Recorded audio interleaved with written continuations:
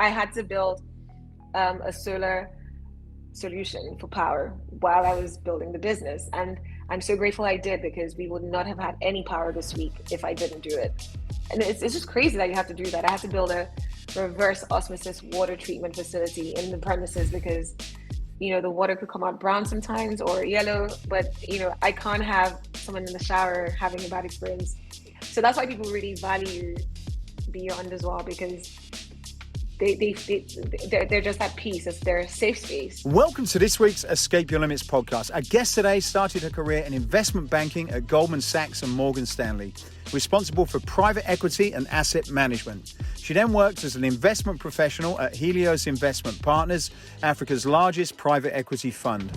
Drained but trained by the high pressure of corporate banking, she wanted to pursue a career that allowed her to enjoy life in an industry she was passionate about.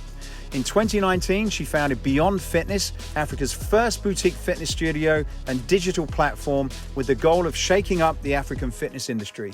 In this week's episode, we cover several topics, including the opportunities for the fitness industry in Nigeria and what it's like to start a business there, the challenges facing female entrepreneurs, and what it took to raise money in the middle of a pandemic whilst being pregnant. So please welcome an entrepreneur who has been very used to escaping her limits, the founder of Beyond Fitness, Simi Williams. Well, Simi, lovely to meet you. Great to meet you too. So where are you at the moment? Are you in is it Lagos, or we've got a family place in Portugal and it's called Lagos, and as I understood, the name came from the Portuguese, I believe. But do you pronounce it Lagos or Lagos? How do you pronounce it? Exact same spelling, but Lagos.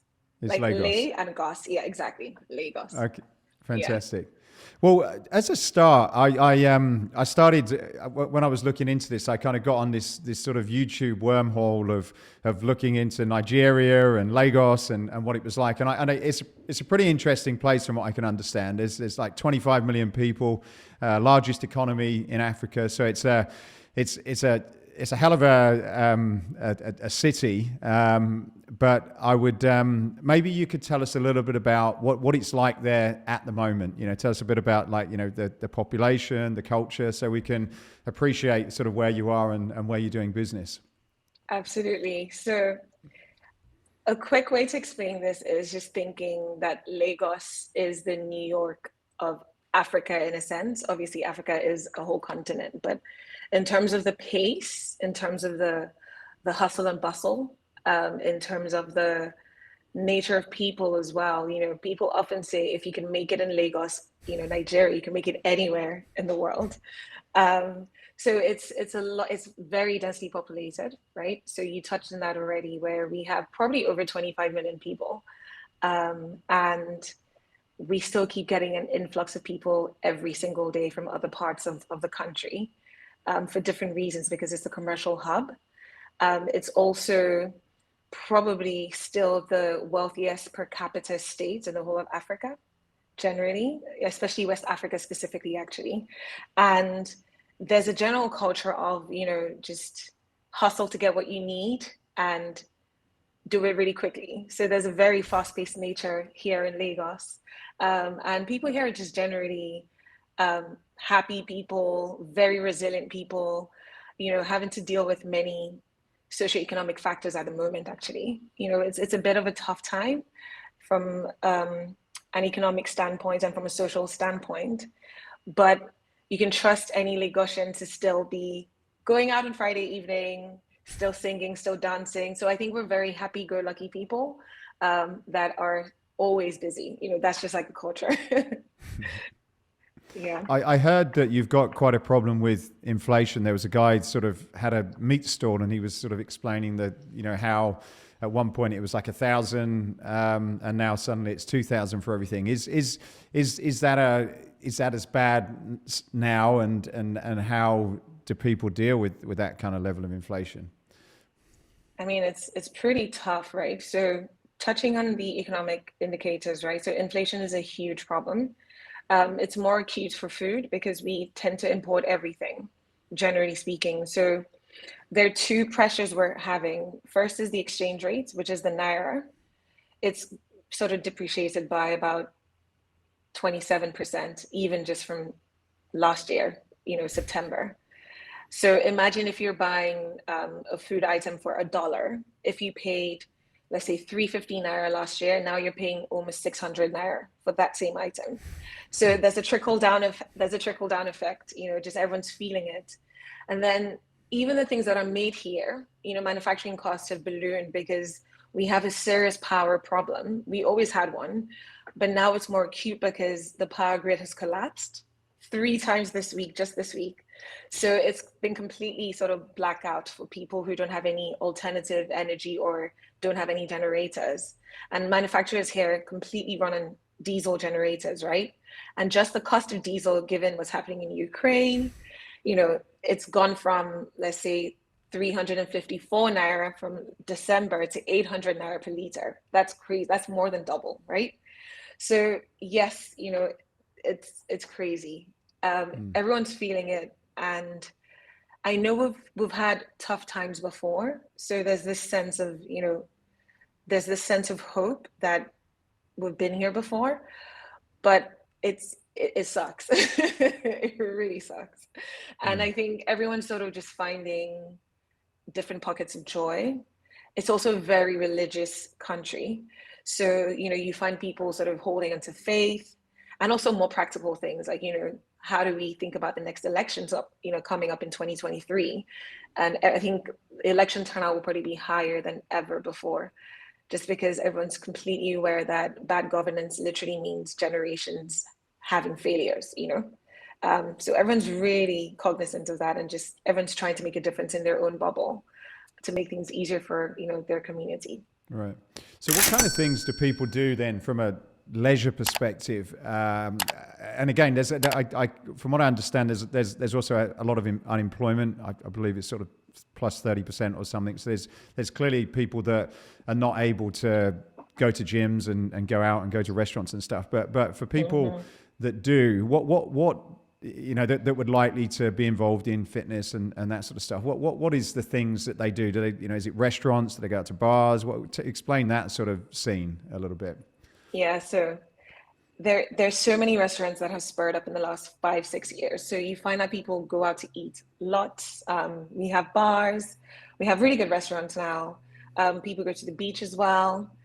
People go to experiential sort of events. It could be the theater show, it could be, the cinema. So just typical things you find in any tropical country. The only thing is everything is pretty nascent. So even restaurants just 10 years ago, we only had sort of 3-4 options, and now we have about 40-50 options. So I think there's definitely growth from a consumer standpoint. Will always be a consumer market. And every single day, there are new things opening up in spite of what's happening in the economy. I think people just tend to really learn how to be resourceful because they just have no other choice. So yes, unemployment is high, but I think given the large population, right, even if you had just 10% of hundreds of millions of people, that's still a significant number. So there would always be a demand for sort of fun, leisure activities, especially when things feel really difficult. So, you find people traveling less because maybe they can't afford to do that anymore. So they need to stay and find local options of how to have fun or how to relax. So yeah, you find that people work out, go out to eat, go to the bars, go to the beach, go see movies, go see shows. And even those who are less privileged they'll find ways to exercise, and you'd find that joy is always sparked in the very most simple ways. It could be listening to, a really old radio on the streets, and everyone gathers around and dances. There's just always pockets of joy every time, everywhere. And that's one thing I think is special about Nigerians. I was reading an article, and you talked about the fact that previously obesity was a sign of affluence, and it kind of reminded me of my grandmother when I was a kid. Anything she could do to fatten me up, because obviously they didn't have that, and just you're too skinny, boy, and Yeah. so is that something that's still there, or is that something that is kind of starting to change now? So it's definitely still here, but it's evolving, and the awareness is way better than it was even 10 years ago. So, back in the day, if you had a pot belly, It showed, you had probably beef, chicken in your meals, and you were affluent, you could afford it. And if you're skinny, probably because you couldn't afford to eat as much, right? So that was the sort of preconception then, or misconception then. And now, apart from seeing, wealthy people who are actually advocating health and wellness, you actually find that chronic diseases and like high blood pressure rather, just hypertensive heart disorder, have made people and have forced the nation generally to just be more conscious of like their diet and their wellness. And I find that, even people who would have said, oh, you need to fatten up because your weight is skinny, they're like, oh wow, I'm actually I'm overweight now and I'm trying to slim down. So I think having role models who are sort of important in the country, and having social media, which has connected us even better to the rest of the world, has opened up better role models for people that just didn't even have the awareness before about maintaining a healthy weight.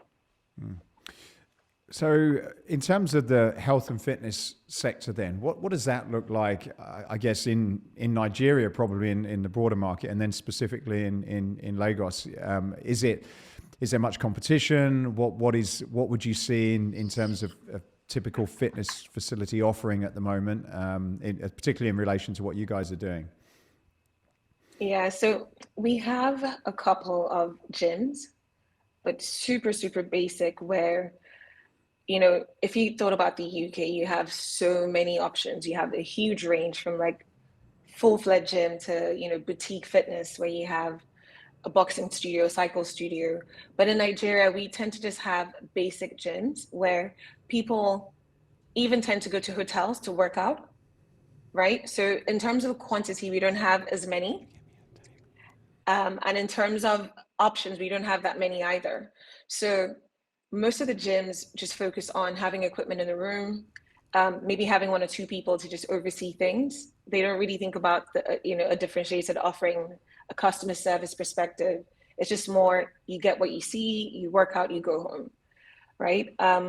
So I'd say there are only 3 brands, that are really prominent in terms of gym offering in Nigeria.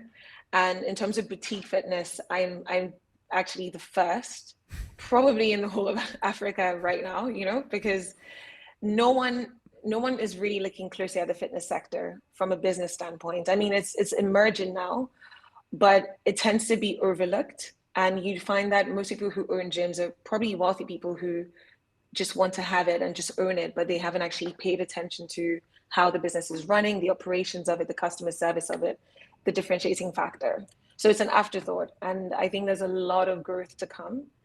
And, this is just the beginning. So it's actually exciting to be part of a nascent industry, because there's so much more to come. Yeah. I'd like to go back then to give a little bit of an overview of your story. You've I suppose from an education perspective, it's pretty impressive. You studied in London, from what I understand, and strange subjects. I was an MSc in metals, energy, finance, and chemical engineering. I know. What was the how did that all happen? Yeah, I was just a nerdy kid, to be honest. I loved physics, math, and I liked the sort of logical aspect of engineering. The thought of creating something from scratch was just really interesting to me. And typical Nigerian household, where you kind of think, okay, what do I want to study? And your parents are like, well, law, medicine, engineering, but thankfully I was actually interested in physics and math. So that was an easy choice for me. And I like the fact that in the UK, if you studied, a degree, you kind of have quite many options actually. Most job offers were quite flexible with, graduate intakes. So I just thought I'd study what I love. And then it was physics and math. And then I moved into banking. And that just had to do with experience, right? Because you never really know what you want to do until you try it. So I had a short stint in ExxonMobil, which is, an oil and gas company. Obviously, given the fact that Nigeria is a very oil-rich country, I thought, I'd be onshore, being an oil and gas engineer. I tried that. It was a short internship, but I just thought, I don't see myself doing this. It was just a feeling. And I tried something else. So I did an internship at Morgan Stanley, and it was just so dynamic. It was just so different. I was like, this is more me, the dynamism, the fast-paced nature. And I just thought it's a great place to start, to just learn about how money works and how to just use money as a tool. And then I found myself in investment banking, and then private equity, which was investing. But I had this urge to want to do more related to Africa. So I decided to specialize in African investing after doing investment banking. And it was completely the best thing to do before doing Beyond, because you kind of understand how Africa is so different to anywhere else in the world in terms of the headwinds you encounter, how to be creative with solving problems in any company, how to deal with compensating people when there's no social security in the country. So it was really enlightening, and that's what opened me up to really having a closer look at coming back home, to live here. Thank you for supporting the Escape Your Limits podcast. If you're thinking about creating a unique and engaging fitness space to take your fitness to the next level, then we have you covered. Escape Fitness design and manufacture some of the most innovative, attractive, and durable functional training and free weight equipment used by many of the best trainers and fitness brands across the globe. As a valued listener, we are offering you a 10% discount off many of the products on our website. You can check out the full range by going to escapefitness.com and use the code DUMBBELL. That's escapefitness.com using the code DUMBBELL. That's it from me. Please enjoy the rest of this interview. When you were in the previous role, so in the private equity investment banking side, what would you say are some of the, I suppose, key lessons that you're applying now in the business that you're in? Probably three main lessons, many lessons, but I think three main things. The first one is, you kind of have to have a long-term view, but always think about what's important now as well. And the reason I say that is because things change so quickly, right? A good example is when I was building Beyond, when we had protests on the road, and my goals completely shifted from like trying to open the studio to the safety of my team. And it's so easy to get frustrated when you get huge shocks like that you can't control. So if you focus on what's important now, it kind of helps you just take it one day at a time, and you build it slowly, and you get to the overall goal eventually. So I think that was just the first big lesson. Just, you can't control so much. So don't get frustrated about all the headwinds. Otherwise, you just never make any progress, because there's just less structure. There's less control here, right? The second one is kind of more financial. It's like, as a Nigerian business, if you don't have dollar income, do not take dollar debt. It's a very specific point, but I kind of saw companies blow up,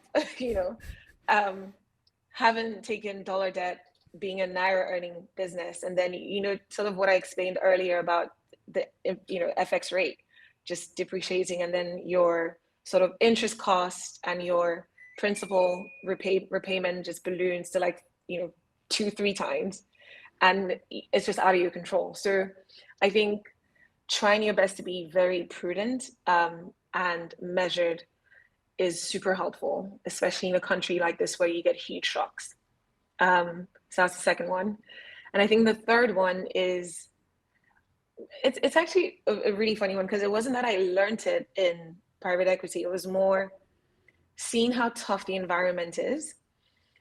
You kind of have to have a big vision and be able to be comfortable doing something that's unorthodox, right? So it's really strange for everyone that doesn't really know me well, especially thinking, why have you left a 6-figure paying job in USD to build a fitness studio?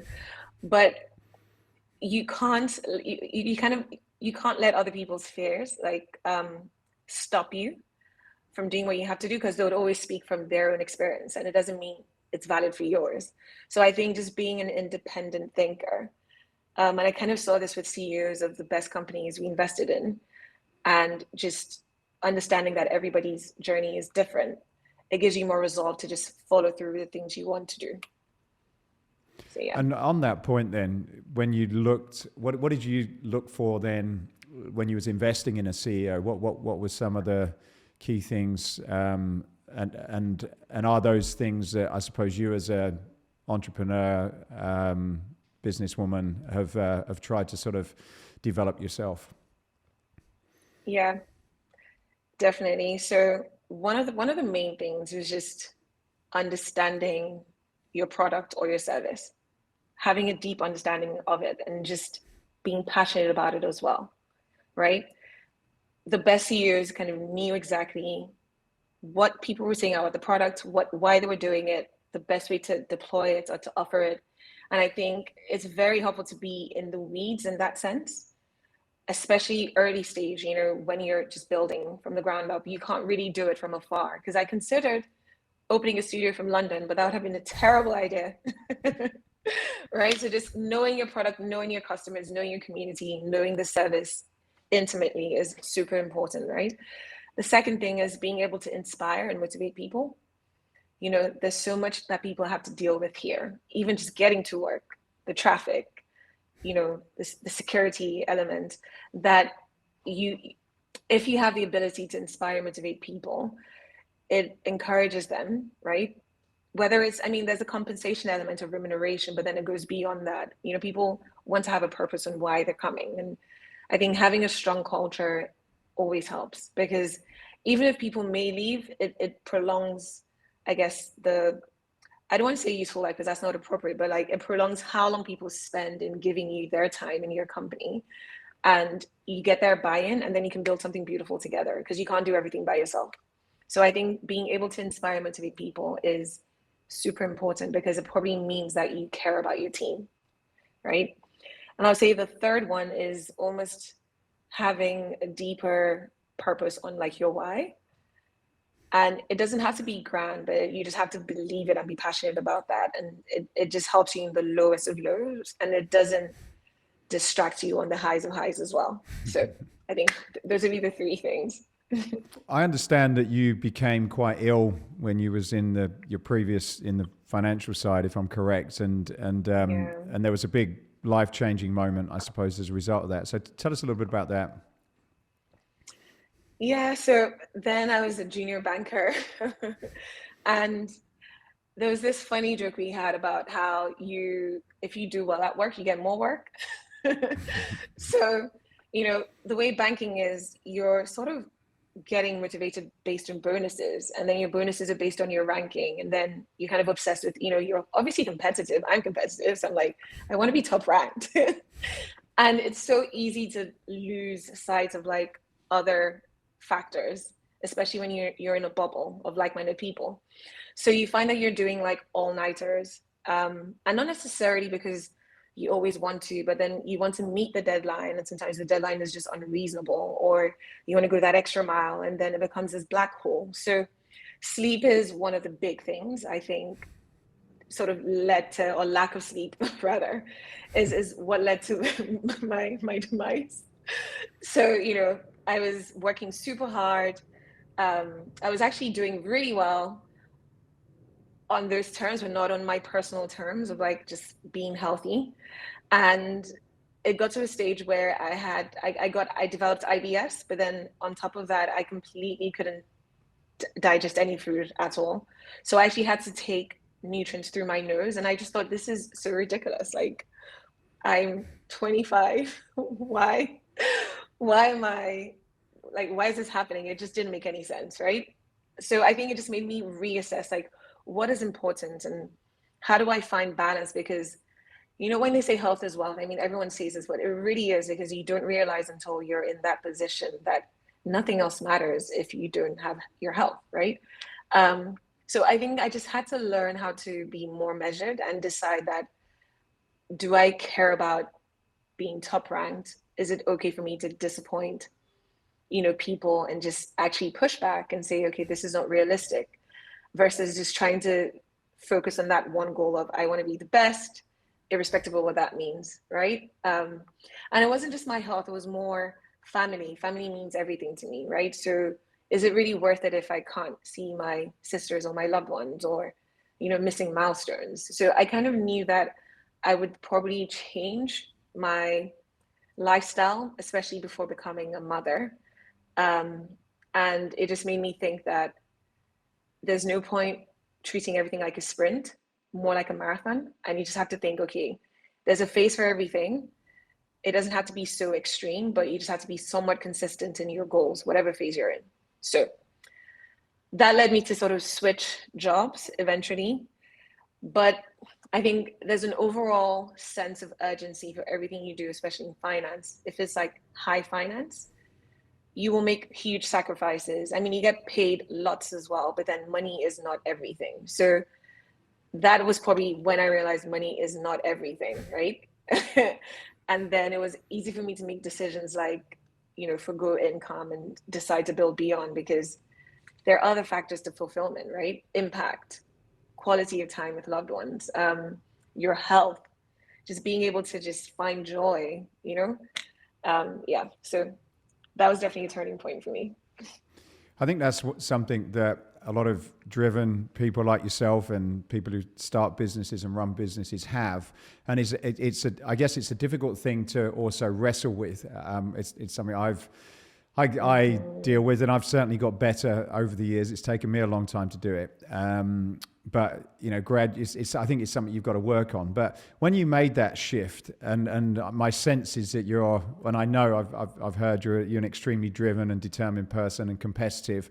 Did you have to kind of, I suppose, rationalize when you were doing this? You obviously made a shift in terms of money's not important and there's other things that are important. But in terms of your drive, that I suppose is the reason why you're able to do what you do.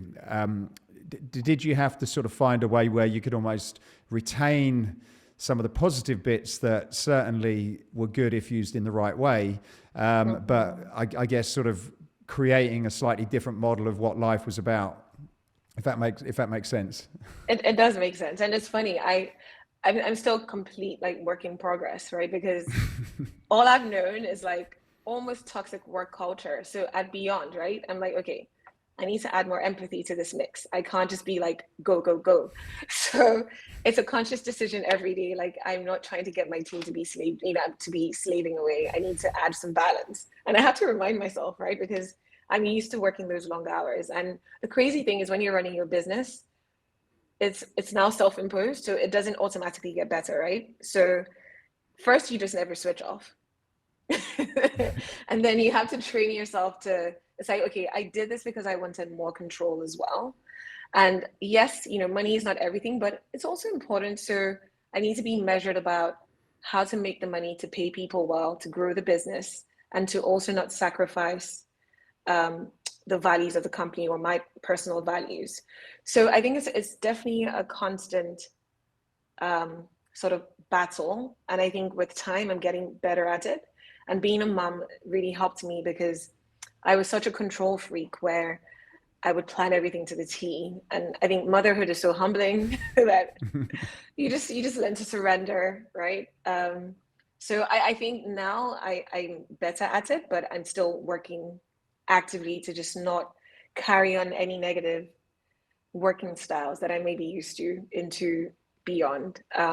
And another myth actually is that most people in wellness have a really good work-life balance. It's probably not true from my experience, it's not true actually. Because, the hours are long, you open at 6 a.m., you close at 9 p.m. So you just have to find ways to create solutions to make it more sustainable. And that's sort of where I'm at right now. Tell me about your vision, and I like the fact you mentioned your why. I was going to ask you that as well, but what was, when did you start to see this new vision for your life and for a business opportunity in what would, for most people in business, seem like, wow, this is okay, maybe do it in London, raise money in London, you've got experience and connections and the market's quite involved, and I know obviously you went back to where you were from and your family there and everything, but what was that vision and what was your personal why to go and do something that most people would think you must be quite bonkers to do. Okay, so from a career perspective, I felt like I had reached an inflection point anyway, because I was strongly considering business school. And then I thought, if I want to start a business, it kind of makes sense to get School of Hard Knock experience instead of business school. Let me just try it out, right? So I sort of got to that decision point anyway. And in assessing what I did, I always had this innate desire to build something from the ground up. I think it's just painful yet magical. It's like frustrating, but so fulfilling at the same time. And I really wanted to do that, right? So I started to think, okay, what am I passionate about? You know, what have I done so far? And the one thing I haven't touched on is, since I was super young, I was always athletic. I loved fitness. It brought me joy. It helped me mentally deal with the hardest times in my life. It was very central to my recovery when I was really ill as well. And visiting Nigeria so many times during my time at Helios, I realized that it was a very judgmental country, and a lot of people just didn't have a safe space to just be, right? And I thought, okay, there's a gap, clearly. It's a very nascent market. I can do so many things here. It's so untapped. If I choose to build a brand from the ground up, if it stands for freedom, for joy, for movement, for connection, we could build something really incredible, right? So that's what sort of started to get me thinking about beyond. And then I always loved boutique fitness. I mean, as I'm probably one of those like fussy customers that, you know, I notice if you say my name, I notice if the shake tastes right. So I kind of built it for you know, with me in mind, because I was an addict when I was in London. I used to go to Third Space, One Cycle, One Rebel, Barry's Bootcamp, everything. So I just thought, okay, if I can build this here, you know, done by Nigerian for Nigerians, for Africans, thinking about the music we enjoy, thinking about the, you know, the certain cultural nuances as well, it could be really beautiful, and it could spark more joy in such a difficult country, right? And hopefully that then inspires people to even treat other people better in their day. And I've actually heard that happen with many members, and that really brings me joy. So just knowing that they can come to one place, there's no judgment, fitness is not a body type, you're just coming to push past whatever, you know, limitations you perceived you had, and you see yourself getting stronger every day. You're getting the endorphins, the oxytocin. I love that. I just love fitness, and I've loved what it's done for me, and I just wanted to replicate that for others as well. And I do see it as an African business, but it's important to build slowly with customer experience as the focus first, before trying to do everything at the same time. But yeah, sorry, you're about to say something. Yeah, so, well, you've prompted a second question again. So you mentioned that you wanted to do this as an African business. What do you mean by that? Yeah, so I started in Lagos, Nigeria, because it's one of the biggest markets anyway. It's my home. But generally speaking, across Africa, there's just no clear brand for fitness, right? And I really believe that if I can do this successfully in Lagos, I really can do it elsewhere. And there are many sort of metropolitan cities in Africa that are just untapped, where you have a lot of people who are exposed to boutique fitness, especially when they travel, but they come home and they have to settle for whatever they have, you know, whatever they see there. So from a real estate point, you know, I definitely see different studios, but then also digitally, I think slowly it won't be as quick, you know, as maybe a UK market or a US market, because people actually love doing things in person still. And I noticed that through building Beyond. But I really think that there's an element to expand digitally as well. And the reason I say that is because, you know, Afrobeat, which is sort of Nigerian music, like African music, has taken off so much in the last 2 years. I mean, like Beyonce brought out like an African album where it was like Black is King, right? Which is a celebration of Africa with African artists. She won a Grammy for that. We've had Nigerian artists win Grammys and Oscars, and it's so amazing to see, right? So I think everyone is loving Nigerian music. And I think it's something we are so intentional about when we're planning our programming. that music is one of the key differentiators as well, where I found that when we were renting out our bikes before we finished the studio during COVID, we actually had subscribers from the US and the UK who liked African music. So I think generally the rest of Africa also love Nigerian music, and we can really be champions of fitness and just taking good care of yourself and making time for it across the whole of the continent. So yeah. What was the thing that you were going to use to define the success of your business? Going back to your original point, obviously it wasn't just the financial side. So did you have a clear vision at the beginning, and is that something that's still true to where you are today? Yeah, I mean, so to me, success looked like having, minus the finances, right? It's like you have multiple studios in different countries where people say it's their happy place, right? It's also uplifting anyone who joins the company and enriching them and their households, because now they have a job, they have purpose, and they love what they do. It also looks like being a champion for excellence as well, because a lot of Nigerian companies get so much bad rep around the world anyway, because of what other people may have done, or just the fact that people do a lot of mediocre things and just get away with it here. But I think being a beacon of excellence, that, okay, we built something, it's global standard, it's world class, it's also tailored for us, I think that could be really beautiful as well. So in terms of numbers, I would love to have probably like at least 100,000 people digitally subscribed at some point in about 3 years. We haven't really pushed that yet, but I think that's totally achievable. I would love to see different countries, knowing and recognizing the brand. I would love to see different countries repping and wearing our merchandise.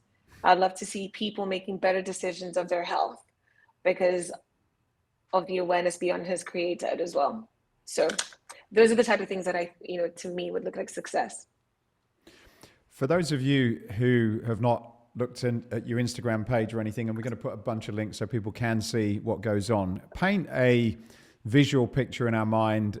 What's the Beyond experience? What do you do? Tell us a little bit about that business. Sure.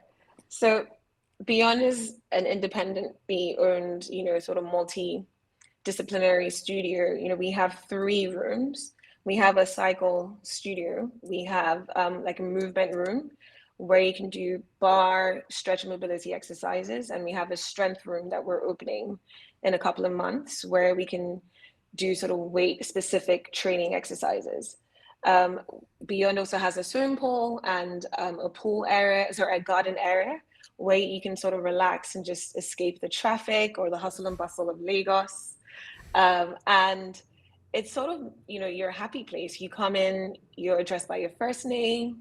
We remember the shake you like, the protein shake you like, that is. And we take your feedback into consideration. We know the music you're listening to. We play it in class. We remember your milestones.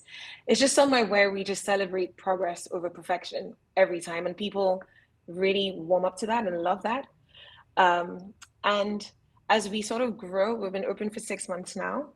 The goal is just to be people's third space, people's escape, really. It's more of an experience rather than just a workout. It's movement and connection, in a very minimalist yet intentional design space where you can just forget your worries, just come in, have the best time, and then, go back feeling pumped, re-energized and motivated. So that's what Beyond is. And I understand you've got a dry bar, a braid bar as well in there. Is that still something you do? So there's something about African women and hair, right? Like I could well, not just African women, I don't think. But specifically, like we change our hairstyles like crazy, right? And just women in general. But I think we spent a lot of time thinking about the design of the female changing room specifically, where if people had on wigs or had braids or had their own natural hair, they could get ready with ease. So there's a section of the female bathroom that just has like a blow dry bar that people really appreciate actually, because they can come in and just get ready, go straight to work, and not feel like they have to bring anything extra from their homes. So it's super convenient. And, they do value it. They spend ages there, by the way. So I find that is where most females spend the most time outside of classes, in the space. I bet my daughter's like, anywhere where there's a braid bar and she can have her hair braided, she's in. We're booked, and she's been like that since she's quite young. So I can imagine it's popular if you've got a lot of ladies in there. Yeah. When you started the facility, then the business, the boutique, what were the first key 2 to 3 moves that you did? I understand, as an example, I understand you did, you chose to work with Barbara Chancey, which is how we connected. So when you started with a blank piece of paper, what were those things in your mind that's like, right, we've got to get these key things in place to ensure our success? Great question. Okay, so first thing, I just thought I need to write my vision down on paper, right? And I guess when you want to start something, you go straight to what you're most used to. So the first thing I did was like make an investor presentation, which is so funny, but in reality, really, it was just make that vision clear and make it super, known. So that was the first thing I did. Wrote it down on a plain piece of paper, broke everything down to what I wanted it to look like, how I wanted people to feel, and the different things I wanted to do. And then I thought, oh crap, like I've said all these things, but I don't really know much about like building a fitness business. So I decided to go for a few conferences. So I went to URSA, it was in San Diego that year. And I'm really certain that that's how Barbara and I crossed paths. And I was so blown away by Barbara. She's a fantastic mentor, and she's been right there from the start. She's so encouraging, and she's just a wealth of knowledge, right? She's so good at what she does and so inspiring. So Barbara sort of saw me go through the motions of getting pregnant and not realizing I was pregnant, and then freaking out, and then fundraising, and then having, crazy things happen. And she was always just that calm in the storm. So I think Barbara sort of fit into the second element, which is getting a group of advisors and people who've sort of done this before you, so you don't make mistakes you shouldn't make. And she was incredibly helpful to that, from a networking perspective to making the right decisions on the equipment to buy, on who to partner with for sound, for lighting, and how to really make it an experience. So she brought everything to life. So the first one is sort of making a vision known. Second is getting the team, advisors and who you think need to guide you. And then the third one, really, for me, it was time to fundraise, right? I had to find the money to do this. So for me, for fundraising, it was tough. I'm not even gonna lie, it was tough. Fundraising as a woman is tough enough, because even in 2020, you read that only 2.3% of VC funding went to women, right? That was in 2020. And this was in 2018 when I started, right? And then, as a Black woman who's now pregnant, who's only done financing, I'm trying to open a fitness studio. It was kind of ridiculous, right? So I knew that I had to be very intentional about the people I approached first. So before I found out I was pregnant, I was going to do the whole VC route and just go to a venture capitalist and say, okay, this is my idea, give me some funds because I have the right advisors, I can do this. But I rethought that strategy after my bump was very prominent. And I was like, okay, I need to go back to people who know me, who I've worked with, so it was easier getting money from people like my ex-boss who invested, who was the first investor I had, and my ex-colleagues from banking and Helios. And that was really, it was actually really encouraging as well, because they're like, yeah, you're pregnant, but it's still you be fine. Like you bust the baby out and you get on with it. So it just made me feel like, okay, I can do this. Then that was a false sense of like security as well, because fundraising is difficult. Well, it was for me in terms of just how you have to juggle and negotiate and really sell your idea to people who may not have worked with you. So getting that first stamp of approval from people I knew was helpful. Changing my strategy to do friends and family, so pre-seed round versus a seed round with VC funding, was definitely helpful. And then just having people who were open to investing in a pregnant woman, right? Because I had to get investors who were patient, knowing that I was going to have a baby before opening the studio, and just never taking no personally. You just have to take that no and know it's not about you and just keep going.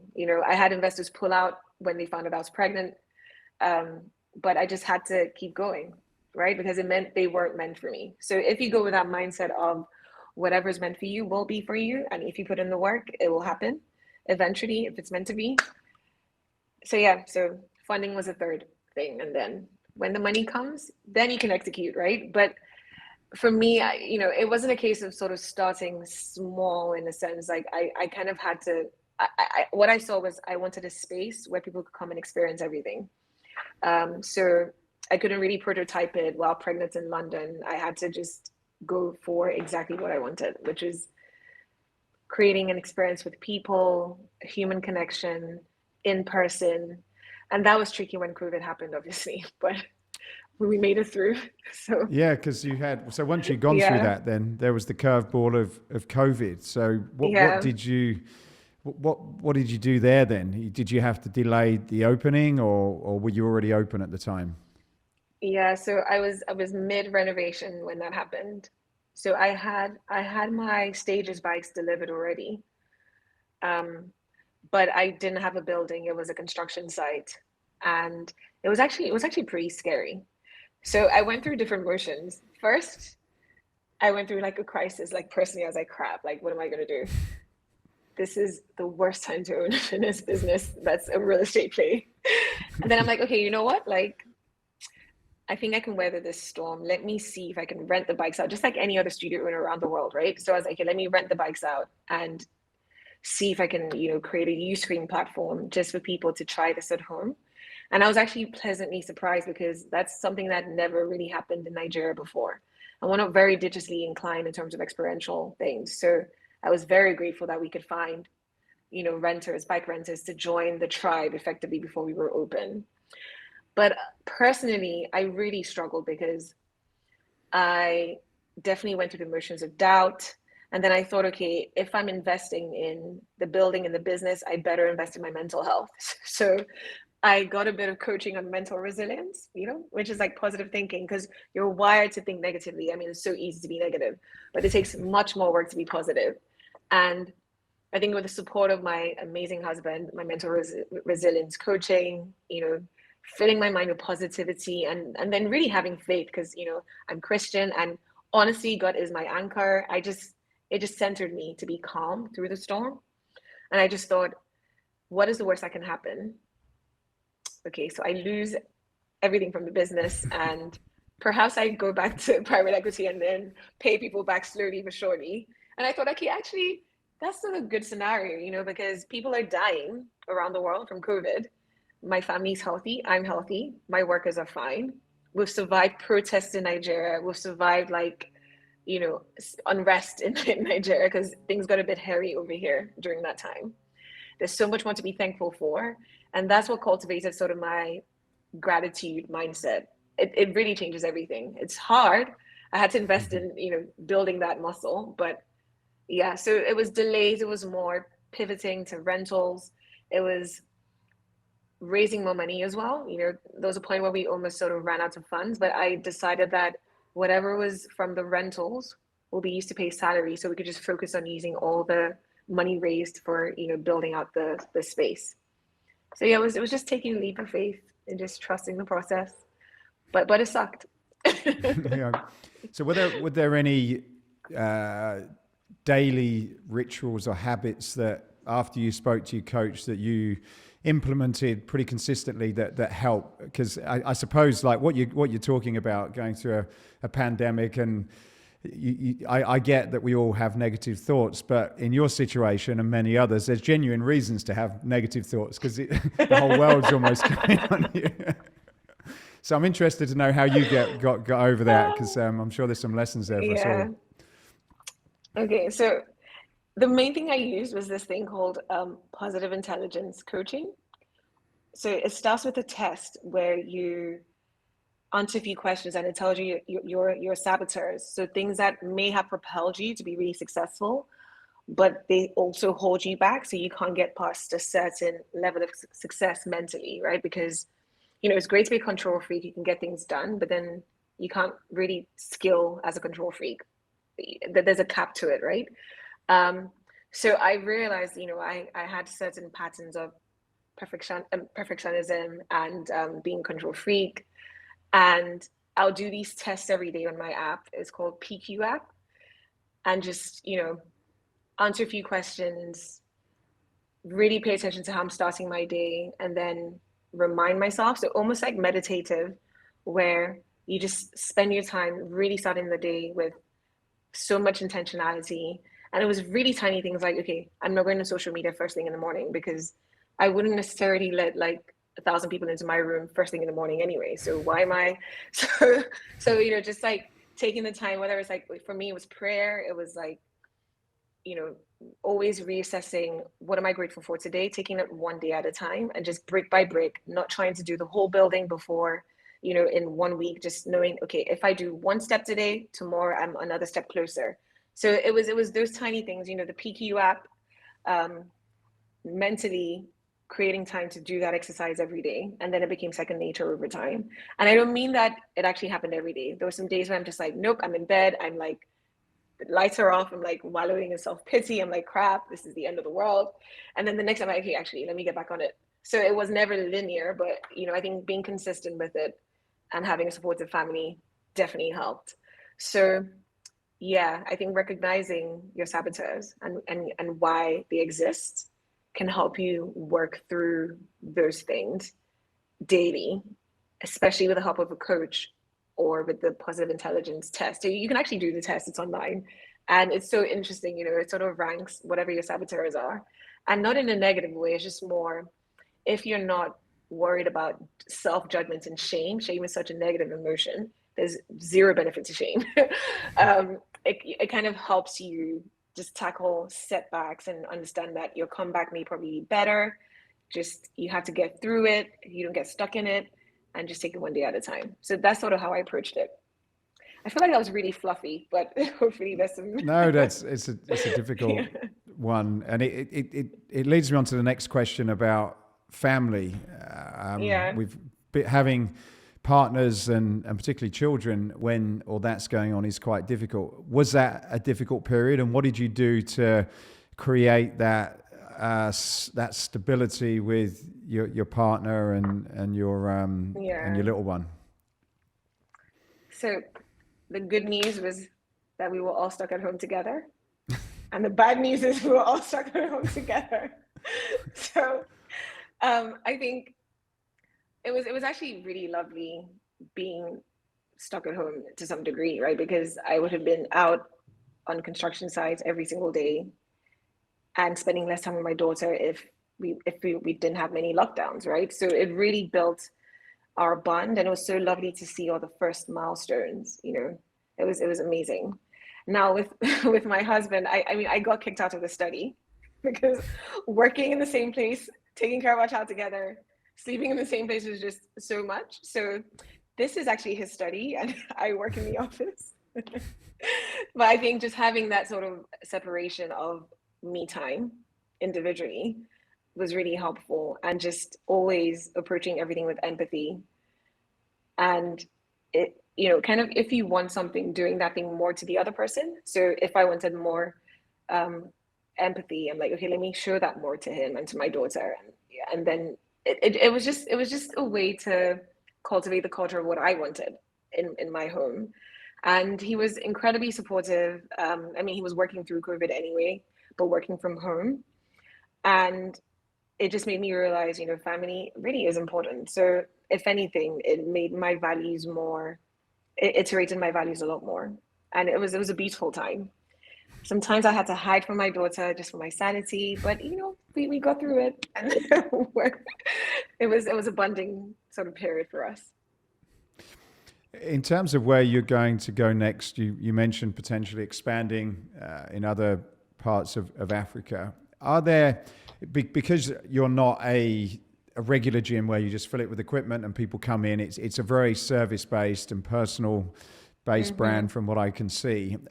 How will you manage that expansion, and is there is one of the biggest challenges from a people perspective is getting those people that are able to do it, that believe in the brand, and being able to manage that across different cities across Africa?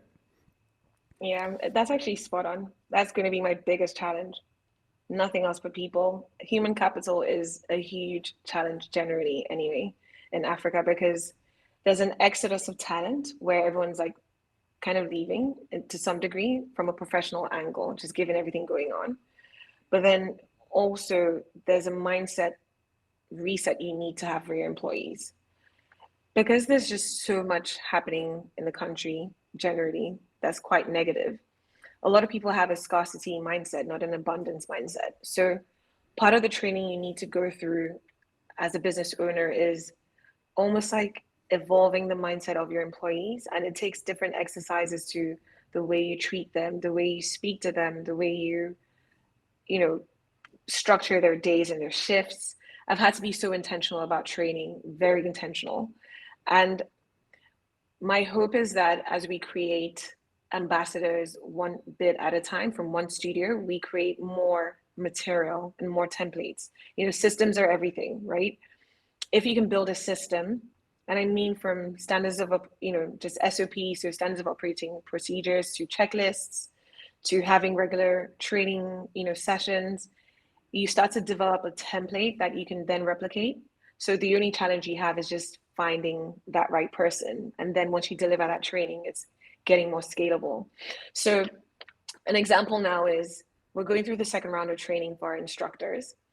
And because there's no proper certification body in Nigeria, Africa, we're using a few bodies in the US and UK to train our staff. So we actually have a master instructor in London. And this time round is actually easier than the first time round, because now we have ambassadors on ground who've learned the first time. And now we have a manual that we've even sort of bumped up and developed further to help the next batch of people.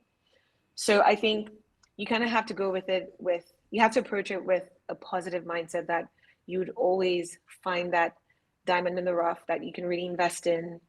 And sometimes it doesn't go that well. I've already had that issue where a trainer I invested in sort of did something that was completely unprofessional and I had to let him go. But I just had to think about it from a brand equity standpoint, that what is best for the brand. So yes, that is my biggest challenge. I think the more we do it, the better we get at it. And I just had to be very militant about all the structures we have in place and all the checklists and all the manuals, just so each time it gets easier. I guess it must be also quite difficult, the fact that there isn't a huge amount of competition, that there's just you trying to sort of build this on your own, where I guess it would probably help if there was more investment into that sector, so there's a greater pool of talent around. Absolutely. And I feel as though with time, I actually would love more people to enter into this segment, just because I also believe in the power of collaboration, right? Because not only do I see beyond having, different branches, I also see us having a training academy, right? And eventually that time will come, but we're just so scrappy, so young. We have so much work to do, but it's definitely in the vision where I'm already building with that in mind. So everything is super detailed, super recorded, we're very meticulous about note-taking everything, just so we can continue to replicate and sort of iterate and enhance the process. But yeah, I'm hoping we can have an academy that sort of trains people on not just, the fitness qualifications, but then also the hospitality element of it, because that's a huge element that's missing. Is that for anyone that's listening, that's thinking about expanding into Africa, maybe are those like training companies and things like that there are a lot of, would you recommend that people do look at the market seriously, and there could be a lot of potential out there? Absolutely. I mean, I think what most people see would be largely the negative in the news, but there's also another element of it that we will have probably the biggest consumer market in the world in a couple of years, right? And yes, there are headwinds and there are peaks and troughs, but on a net basis, there's going to be growth. And, health and wellness is now becoming a cultural phenomenon as well, because people are becoming more aware of like the diseases they have or their parents had, and they all want to be better. People want to live longer as well. We're more connected than ever to the rest of the world. So there's already a shift of people wanting to be healthier, to be fitter, and it's just a matter of time. So building a brand or having an offering that actually caters to this in a very thoughtful manner, you'd stand out. It's a no-brainer to just tap into it. You just have to be resilient and just know that there will be headwinds, but like net, long term, even medium term, you will reap the benefits, because there's so much growth. Like it's like blank slate, nothing. Just imagine the UK, like literally 25 years ago in fitness, so nascent, so much growth to come. You just need to kind of have those sort of characteristics that big potential, but you got to be able to have a stomach for it as well, I suppose. Yeah, definitely. I often joke that sometimes it feels like you're running 100-meter race. Let's say, Matthew and I were competing, right? But then I just have to carry like 50-pound weights on either side. And those things represent like lack of power, bad infrastructure, lack of social security, just these random things you don't have to think about. Like I had to build a solar solution for power while I was building the business. And I'm so grateful I did, because we would not have had any power this week if I didn't do it. And it's just crazy that you have to do that. I had to build a reverse osmosis water treatment facility in the premises, because the water could come out brown sometimes or yellow, but I can't have someone in the shower having a bad experience. So that's why people really value Beyond as well, because they're just at peace. It's their safe space. But then we have to go above and beyond as the team to make sure we don't lose our minds creating the safe space for them. So yeah, so that there's a lot of opportunity. There really is. So anyone that's listening thinking that it's tough at the moment, then they should probably switch places and try and figure out how to create their own power and water before they even open their doors. That's something to be grateful for, I guess. So Simi, final question then. You've covered a number of these already, but I'm going to ask you anyway. Escape Your Limits is about escaping what you've believed is impossible and gone on to make it possible. What would be another memorable experience of where you've escaped your own personal limits? I think we've certainly covered outside. quite. Yeah. So outside. Yeah, personally. Or anywhere with the business, with your family, just in something that you've done personally, anything that you've and I think we've probably ticked off quite a few in the last 60 minutes, to be honest.